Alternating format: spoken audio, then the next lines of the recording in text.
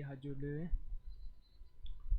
वन्दितु सव्वसिद्धे ध्रुवमचलमनोवमं गतिं पत्ते ओच्छामि समयपाहुड मिनमोऽसुधकेवली वनिदं नमत्समयसाराय स्वाभूत्या चकासते चित्स्वभावाय भावाय सर्वभावांतरच्छिदे। तो विगत दिनों से जो समय ग्रंथादि राज समय सार पर जो चर्चा चल रही है, उसी के क्रम में हम कल सातवीं गाथा की थोड़ी बहुत टीका देख ली थी। तो सातवीं गाथा को सबसे पहले हम सातवीं गाथा का पाठ करते हैं। व्यवहारेणुवदिष्यदि नानिश्चरित दंसनम नानम नवीनानं न चरितं न दंसनं जानगो शुद्धो। पद्यानुवाद।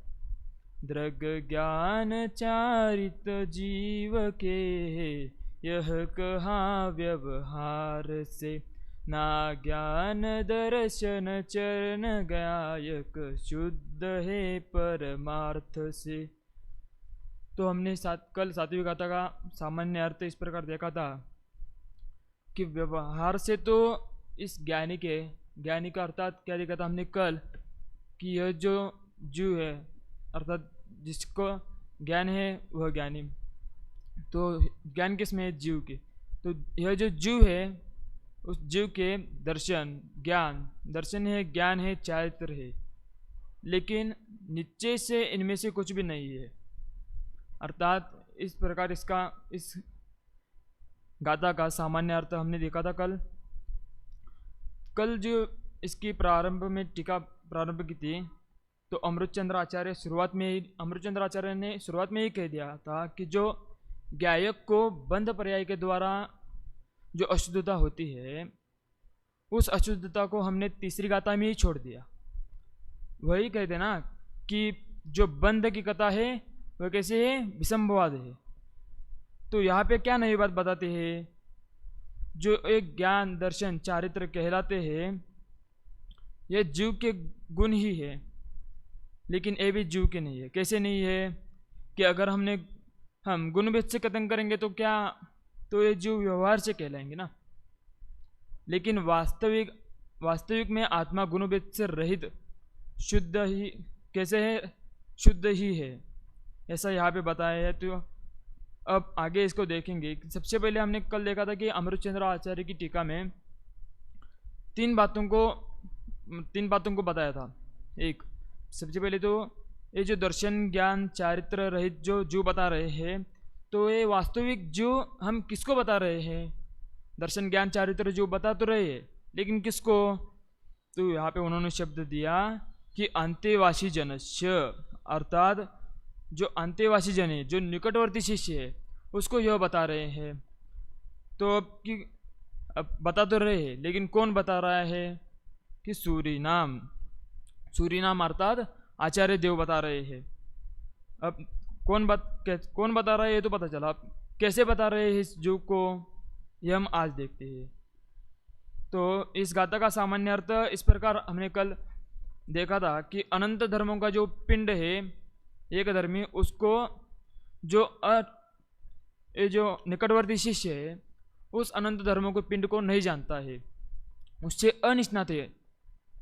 तो उसको तद अवबोध विदाय, उसको अवबोधन कराने के लिए, उसको ज्ञान कराने के लिए, किसका? जो अनंत धर्मों का जो पिंड है एक धर्मी, उसका ज्ञान कराने के लिए यहाँ पे क्या कहते हैं केचिद धर्मस्तम अनुशासिताम सूरिनाम, कि जो अनंत धर्मों का जो पिंड है एक धर्मी है, उस अनंत धर्मों में से कुछ ही धर्मों को यहाँ पे बताते हैं। अब यहाँ पे कुछ ही धर्मों को क्यों बताते हैं? क्योंकि धर्म तो अनंत है, अनंत धर्मों को तो बताना पॉसिबल है नहीं, इसलिए यहाँ पे कुछ ही धर्मों को यहाँ पे बताते हैं। इसलिए मात्र कुछ ही धर्मों को यहाँ पे बताते हैं। और कौन बताता है यहाँ पे बात? सूरीनाम अर्थात आचार्य देव यहाँ पे बताते हैं। धर्म धर्मिनो स्वभावत अभेदे अपि। अब यहाँ पे क्या कहते हैं कि धर्म और वास्तविकता में क्या है कि ये जो धर्म है और धर्मी है वह वास्तविक में अभेद रूप ही है। अभेद रूप कैसे? अभेद रूप होने पर भी यहाँ पे क्या बताते हैं कि व्यपदेशितो भेदम उत्पाद्य, अर्थात नाम मात्र से ही भेद उत्पन्न करते हैं। अब नाम मात्र से भेद कैसे उत्पन्न करते हैं अपने कल विस्तार से इस पर चर्चा कर ली थी। तो यहाँ पे क्या कहते हैं, व्यपदेशितो भेदम उत्पाद्य, अर्थात व्यपदेशिते भेदम उत्पाद्य के दो तात्पर्य यहाँ पे लेना है। जब भी हम किसी अभेद वस्तु को भेद करते हैं तो अभेद वस्तु में जो भेद करते हैं उसकी चार विवक्षाएं होती है। एक संज्ञा, संख्या, लक्षण और प्रयोजन। इस प्रकार चार विवक्षाएं होती है। इन चार विवक्षाओं से किसी भी अभेद वस्तु को हम भेद करते हैं। तो सबसे पहले संज्ञा। संज्ञा अर्थात क्या? नाम। नाम इससे कैसे भेद करते हैं कि जैसे आत्मा और ज्ञान, ऐसे तो ज्ञान है वही आत्मा है, जो आत्मा उसमें ज्ञान है वह तो वही ज्ञान है। ऐसे है तो एक है, सत्य है तो सामान्य अर्थ है, तो एकार्थवाची। लेकिन क्या कहते हैं कि उसमें संज्ञा से हम उसमें भेद करते हैं कि जो जो ज्ञान होगा वह आत्मा होगा, इस प्रकार से। दूसरा है संख्या। संख्या से किस प्रकार भेद करते हैं कि ये जो द्रव्य है वह कैसा है? एक अखंड पिंड है। ये तो द्रव्य है एक। तो संख्या से गुण भेद कर रहे हैं, तो जो उसके गुण है अनंत, तो ऐसी संख्या अपेक्षा से गुण होता है कि जो अनंत गुणों का पिंड है, ऐसा एक द्रव्य। तो यहाँ पे अनंत गुण और वह किसमें है? अनंत गुण और वह किसमें है? एक द्रव्य में है। तो इसी प्रकार हुआ कि ये संख्या भेद हुआ। तीसरा क्या है? लक्षण। लक्षण इससे कैसे भेद हो सकता है कि जो द्रव्य है वो है वस्तु, और जो गुण है वह उस वस्तु की विशेषता है।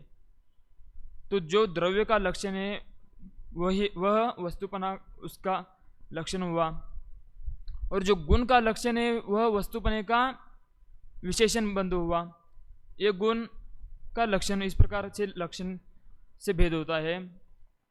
तो चौथा ये हो गया लक्षण। तो चौथा है प्रयोजन। इससे भेद किस प्रकार होता है कि हमें उससे प्रयोजन क्या है? इस प्रकार द्रव्य का प्रयोजन क्या है कि उन गुणों का आधार देना। अगर द्रव्य नहीं होगा तो गुण कैसे होंगे?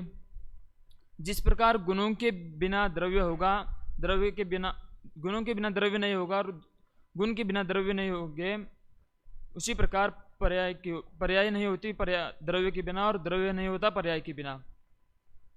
ये हो गया द्रव्य का प्रयोजन। अब देखते हैं कि गुण का प्रयोजन क्या है।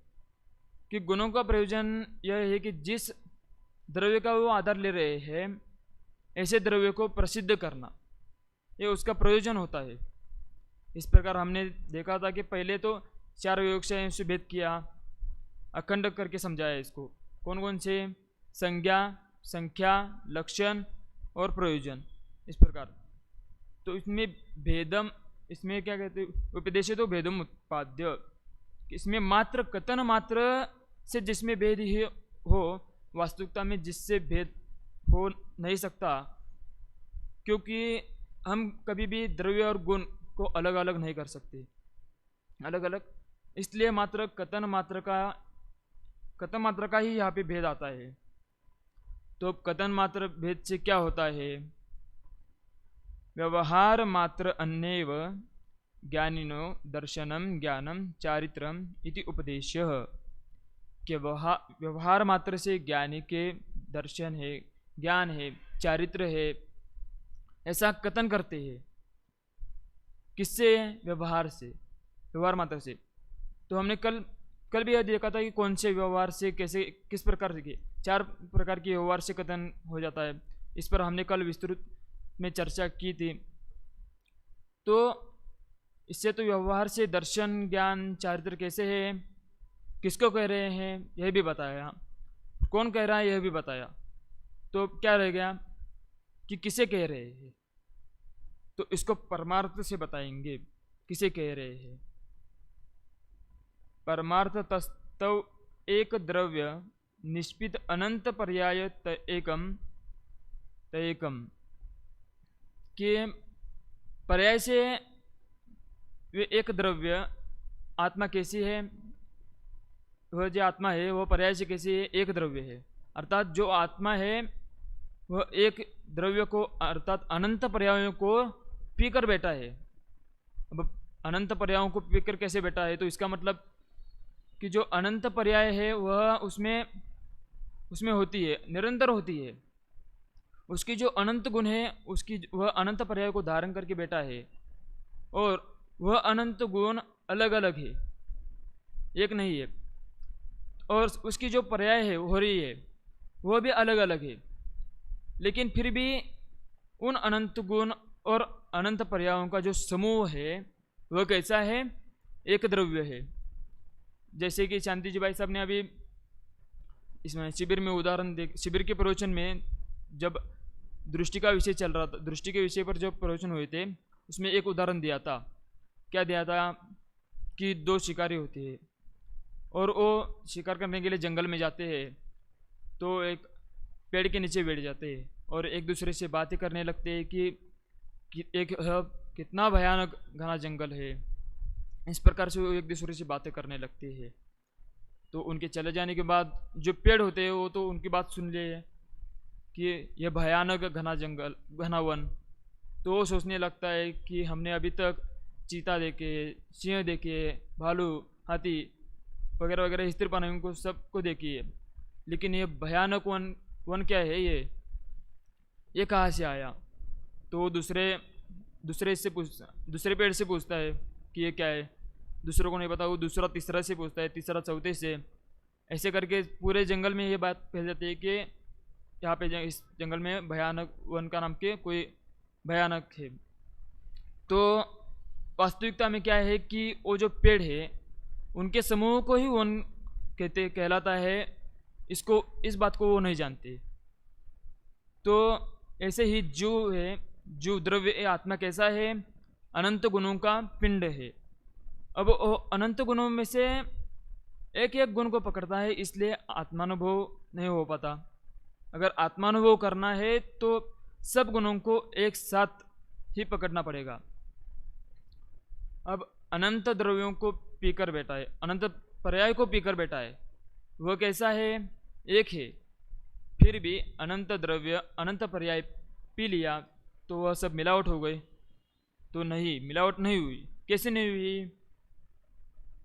किंचिन मिलित अस्वादम अभेदम एक स्वभावम अनुभव। तो कि जो द्रव्य जो अनंत गुण है, अनंत पर्याय है, वह द्रव्य कैसा है, कुछ मिले हुए अस्वाद वाले अभेद एक स्वभावी तत्व का अनुभव करने वाले। कुछ मिले हुए आस्वाद वाले मतलब कि अनंत गुण और अनंत पर्याय से मिले हुए जो द्रव्य है वह कैसे है, अभेद है। अर्थात अनंत गुण और अनंत पर्याय का भेद उसमें नहीं है, ऐसा अभेद है। और क्या है, एक स्वभाव वाला है कि अब उसमें ज्ञान दर्शन चारित्र, ज्ञान है, दर्शन है, चारित्र है, सुख है, वीर है, ऐसा सब है आत्मा में। लेकिन उसके बाद भी वह क्या है कि एक स्वभाव ही है, उसका स्वभाव अलग अलग नहीं है।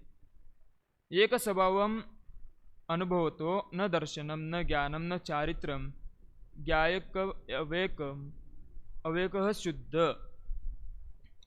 कि जो ज्ञान दर्शन स्वभावी आत्मा है वह अनंत गुणवान आत्मा है। वह कैसा है, एक स्वभावी तत्व का अनुभव करने वाला, दर्शन भी नहीं है, ज्ञान भी नहीं है और चारित्र भी नहीं है, मात्र कैसा है, एक शुद्ध ज्ञायक है।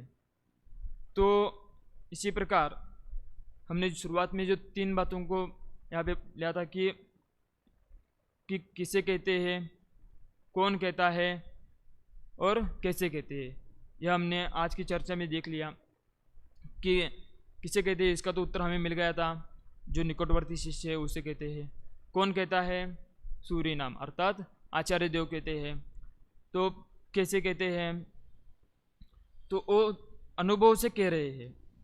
तो जो अनुभव स्वयं खुद ले रहे हैं, ऐसे अनुभव से वे कहते हैं कि ये जो आत्मा है वह न ज्ञान वाला है, न दर्शन वाला है, न चारित्र वाला है। तो ऐसे आत्मा को धारण करना ही इसमें बताया गया है। तो इसी प्रकार अवैध स्वभावी आत्मा का धारण करके शीघ्र ही मोक्ष की प्राप्ति करे, इसी मंगल भावना से मैं अपनी वाणी को विराम देता हूँ।